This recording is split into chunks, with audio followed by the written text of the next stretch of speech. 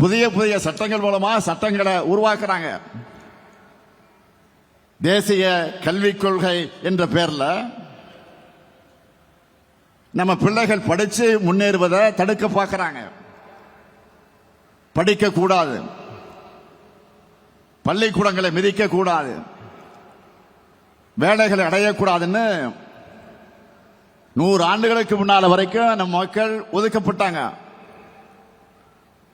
வகுப்பு வாரி உரிமைன்னு சொல்ற சமூக நீதியை உருவாக்கி பட்டியலின மக்களுக்கும் பழங்குடியின மக்களுக்கும் பிற்படுத்தப்பட்ட மக்களுக்கும் மிகவும் பிற்படுத்தப்பட்ட மக்களுக்கும் கல்விச்சாலையின் கதவினை திறந்து வச்சோம்.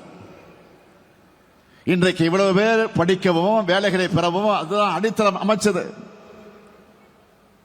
அந்த சமூக நீதியை சிதைக்கத்தான் தேசிய கல்விக் கொள்கை கொண்டு வரப்படுது. இதன் மூலமா தமிழ்நாட்டினுடைய பட்டியலின பழங்குடியின பிற்படுத்தப்பட்டோர் மிகவும் பிற்படுத்தப்பட்டோர் முன்னேற்றம் தடுக்கப்படும். மீண்டும் கல்விச்சாலைக்கு வரவிடாமல் தடுக்கிறாங்க. இது போன்ற ஏராளமான தடைகளை உருவாக்கி தமிழ்நாட்டினுடைய முன்னேற்றத்தை, தமிழ்நாட்டு மக்களுடைய முன்னேற்றத்தை தடுக்க பார்க்கிறாங்க.